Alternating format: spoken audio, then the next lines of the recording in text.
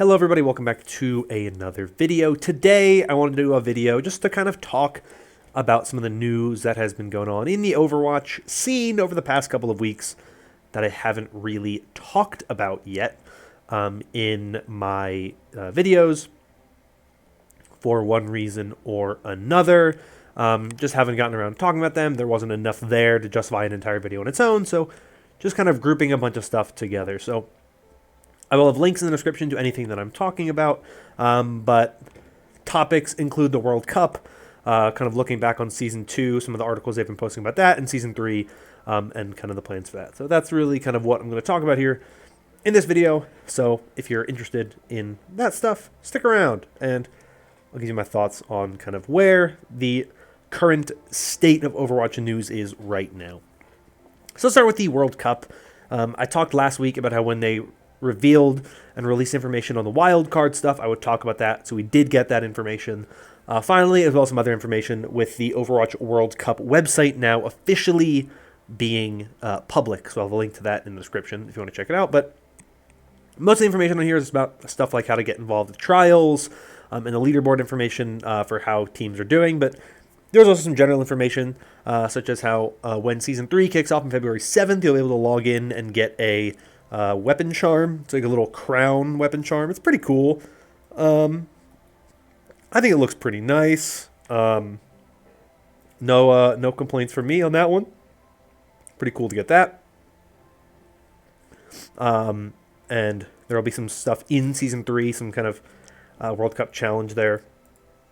I think the biggest thing, though, like I said, is the wild card information. And so I'll kind of put that on the screen so you can look at what I'm reading from here when I talk about it. But we got the information on the wild card, and it's not at all what I was expecting it to be, but it's certainly better than not having any opportunity for some of these countries to get in. But as you can see here, the information on it and the wild card teams that we have, they say here the wild card challenge presents the opportunity for additional teams to earn a spot in the Overwatch World Cup. This challenge will consist of 6 teams divided into 2 groups. In May, each group will compete in a single round robin, and the top 2 teams will move on to the online qualifiers. These 6 teams were selected from a global list of on-the-cusp regions based on Overwatch 2 player population data. Since all these teams hail from the Europe and Middle East Conference, they will join the EMEC online qualifiers in June, and both the EMEC Group A and B will expand from 6 teams to 8 to accommodate the winners of the Wildcard Challenge. And you can see the 6 teams are Denmark, Ireland, and Portugal for EMEC A, and Finland, Switzerland, and the United Arab Emirates for EMEC B. And then there's some other information at the bottom of the page if you want to check that out about kind of like competition committee and stuff. But this is, to me, a very interesting kind of format for the wild card. It is not at all what I would have expected, and I would have preferred a more expansive thing. My biggest issue with it is I think that the way that they're doing the World Cup this year is, obviously, you're going to always have people that are left out. I liked what they did in 2019, where they gave teams the opportunity to get into the World Cup if they could make it. But what I didn't like about 2019 with the World Cup is that they were like, we're going to have every single team who's eligible or able to fly to LA, play on LAN in LA with like a whole bunch of teams. And then like if you lose right away, sorry, you flew all this way, lost the game, and you're out. I wish they would kind of do like a FIFA World Cup style where it's basically similar to what they're doing here, where you have everything broken down into regions. But I wish they didn't do like 8 teams per region, however many it was, or 16. I don't remember how many teams it was per region now. I'm talking about 12 teams per region. That's what it is. I wish they would just kind of say every country within X region can basically put together a roster, and we're going to just play like a big series of qualification games where every team is going to play kind of a certain number of teams based on like certain numbers, certain information, whatever it is. Like you just play a bunch of qualifier games in your region, and then the top 4 teams, whatever, from that region based on points or whatnot, move on to the World Cup. So instead of having, you know, only Denmark, Ireland, Portugal compete for these two wildcard spots to make it 8 European teams, you just lump all of the teams, and maybe you break it down into just like specific regions. You know, maybe you still break them up by regions a little bit. So you kind of say like you're in, you're in EMECB, you're in EMECA, and you just play a bunch of teams within that region. So, it's hard to kind of explain it in this way. But if you look at how the FIFA does the World Cup, UEFA, which is all of the European teams, they all play, and a certain number of those teams automatically qualify based on their finish, right? So there's a certain number of automatic spots up for grabs that if you finish within that window, you automatically make the World Cup. Same goes with CONCACAF in North America and Central America and the Caribbean. Same goes with CONMEBOL in South America, where you just have to finish in a certain range and you automatically qualify. And then there's also some at-large spots for teams that were kind of on the cusp. So, for example, with CONCACAF in North America and Central America, the top 3 teams automatically make it to the World Cup. So for this most recent World Cup, that was Canada, the U.S., and Mexico. And then Costa Rica, who got 4th, played in a kind of play-in tournament type of thing. And then they, because they did well enough in that, got a spot in the World Cup. Same thing happened with Wales. They got in through a play-in type of tournament. I kind of wish they did that a little bit more, where there was more, just more diversity. Like you could have more teams playing in the qualifiers. It's not a terrible system they have now. It's not a perfect system. I like the system generally speaking as it is. I like the fact that 16 teams are going to get in. That's a really big thing. And I also really like that we're getting to see regions that normally didn't get a lot of representation in the World Cup are going to actually be there as a result of that. I've talked about it in my last video about the World Cup, but the fact that we're going to see guaranteed 2 teams from South America is a huge deal and a really big thing that is a really positive step. When you look back at the last World Cup, the top 8 was 2 teams from Asia with China and South Korea. I believe 1 team from North America with the U.S., because I don't think Canada made the top 8. Every other team, the other, 5 were European. It was the Netherlands. It was France. It was Denmark. It was, I'm drawing a blank on the other ones. I think Russia might have gotten top 8. And then someone else who, for whatever reason, I don't remember. Sweden got top 8, I believe. So, Europe has done very, very well in the World Cup. And so that's one of the reasons why it's not surprising that we have as many wildcard teams from Europe as we do, because Europe has so many different countries, lots of people that play. And so kind of as a region, it has a pretty high percentage of active players and whatnot. And so it makes sense, in theory, that this region would have a lot of different players and a lot of different kind of teams and countries represented. What's surprising to me is just how many wildcard teams are all just European. Because the reality is there are probably more players in all 6 of these countries than there are in some of the other countries in that are going to be in the qualifiers. I would not be surprised if Denmark and Finland have more players than we have in countries in South America and in some of the Asia qualifiers. But it's just because of the somewhat arbitrary number of qualifying spots that are going to be played for. It's just kind of a weird thing that they're doing there. So I like that they're doing this, but there's definitely more ways to go about it in a way that I think would be more kind of inclusive. But I like this. I think of all of the formats they've done, I still think this is the best one that they've done. And so I'm happy with this as a whole. I think it's the best one they've done. I don't have a ton of complaints. I think it's one of those things where I would just rather them see it get as open as possible, but not I think that the way that they're doing it now is, generally speaking, pretty solid. So that's it for the World Cup stuff. Let's talk about some of the other stuff we've gotten. Kind of a lot of conversation recently about Season 2. Lots of different topics of conversation. tons of really big like blog posts and stuff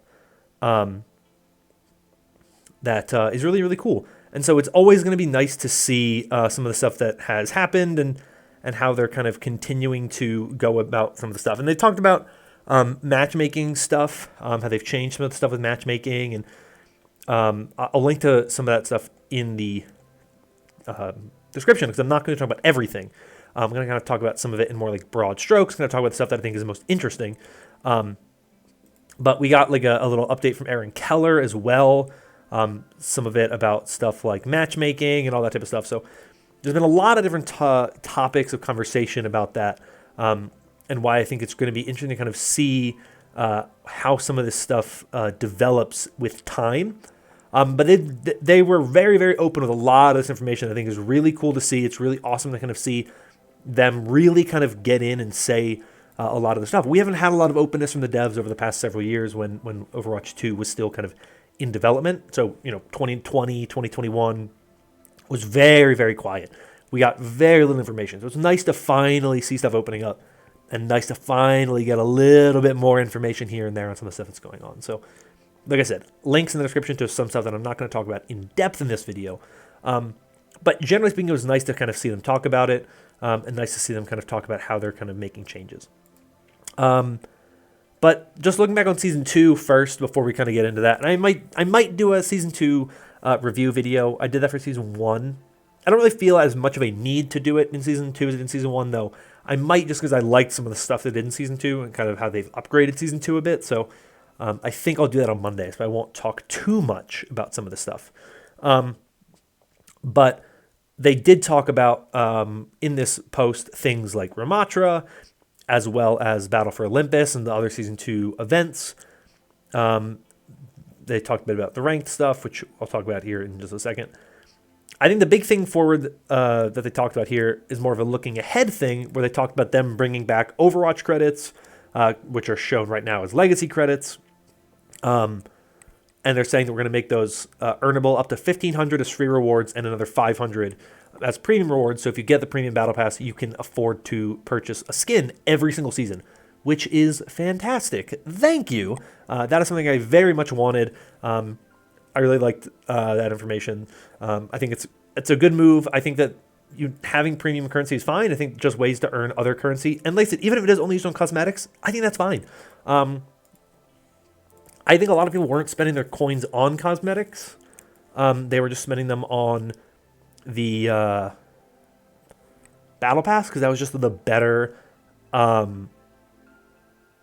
use of that currency, was just buying a battle pass because you get a lot more stuff for the battle pass. And I think they're kind of realizing that skins are the thing that make money, and they understand that's the thing that makes money.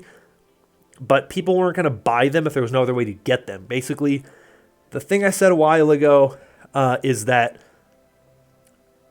if you don't provide way for the people who aren't going to spend money anyway to get stuff, you're going to lose them. They're not going to want to play as much. People who are going to spend money are going to spend money regardless of there being free currency. The people you need to convince to spend on the game are the people who might not buy it otherwise. Now people can say, so what you're telling me is I can spend $10 in the battle pass and get every single season if I complete the battle pass. I guarantee myself one legendary skin outside the battle pass, and I get guaranteed all of the stuff in the battle pass so long as I complete it. And I think that will incentivize more people to buy the battle pass and continue to spend on currency in other places potentially, which is very, very nice. And I think that is really, really good. They're lowering some of the prices for some of the older skins, which is always a nice thing to see. So I'm very happy with this change. It is one of my favorite things that's going to be happening in Season 3. I think that is the way to go with making stuff like this. I think most games have premium currency and non-premium currency. I like when they do that. I like when they have both of those things in the game. I like when they separate them. You make one earnable, but it can't be used on as much stuff. And then you have one that you have to buy, but you can use it on everything, and it doesn't have a limitation. I think that's the best way to do it, and I'm glad that they're doing that going forward. They also talked a lot about other things they're doing going forward. They're making some changes to how streaming basically is going to work, so you can turn on like a streaming mode. So you can kind of hide stuff like your battle tag, hide the people you're playing with, and also like live streaming and stuff like that. So that's a cool thing. I'm glad that that's going to be something they're adding for streamers, and just grouping up stuff. Lots of cool things that they're doing going forward, which is going to be nice to see when we get into Season 3, which is always a good thing. In terms of like matchmaking stuff, they basically said that most people who talk about and complain about matchmaking don't really understand it. I don't complain about matchmaking in this game and on this channel, mainly because I don't play a lot of competitive, which is where most of the matchmaking problems come up. But I don't normally talk about it because, like I said, I don't play a lot of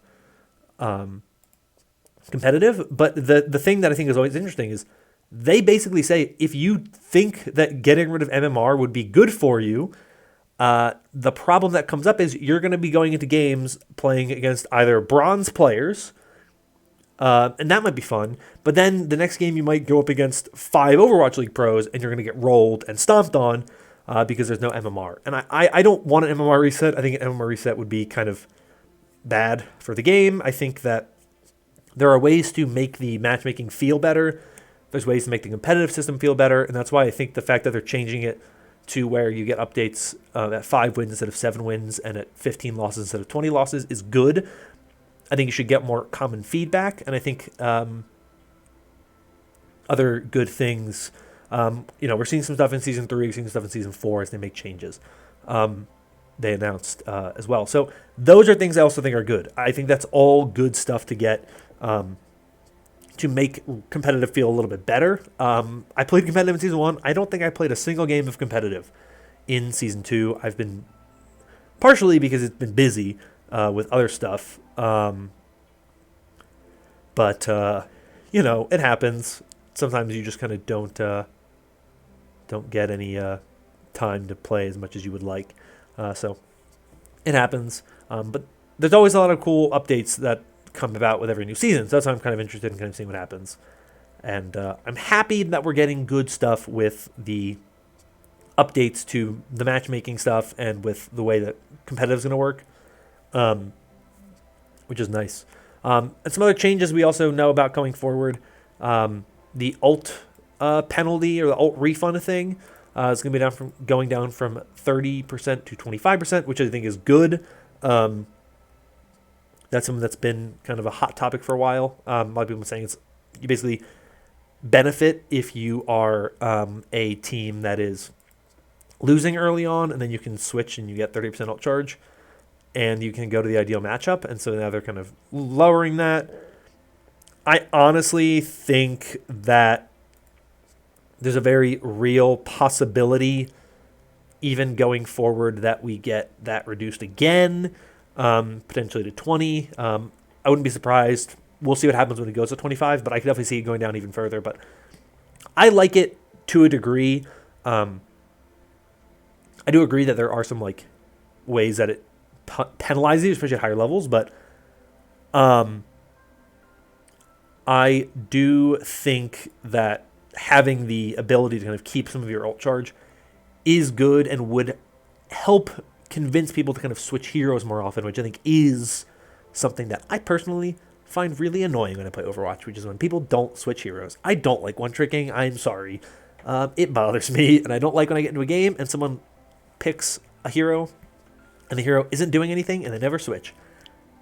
That bothers me. And so I do like that they have that in there. I do think it needs some tweaking, and I'm glad that they're doing that. I think that they're doing a very good job in terms of the changes they're making. Sometimes I think they're a little slow on making changes, but I do like in general they're making changes, which to me is what matters the most, and so I think it's a good thing for that reason. I know this is kind of a rambly video. I talked about kind of a lot of things, so whatever your thoughts on anything I talked about, leave them in the comments down below. And like I said, links to a bunch of stuff in the description, a bunch of different things. So if there's anything that strikes your fancy in particular, check it out in the description. And yeah, that's it for today. If you enjoyed this video and would like in the future, consider liking and subscribing, as your support does help out a bunch with the channel. But that is all from me for today. Thank you all so much once again. Hope you're all staying safe and staying healthy. And until next time, bye-bye.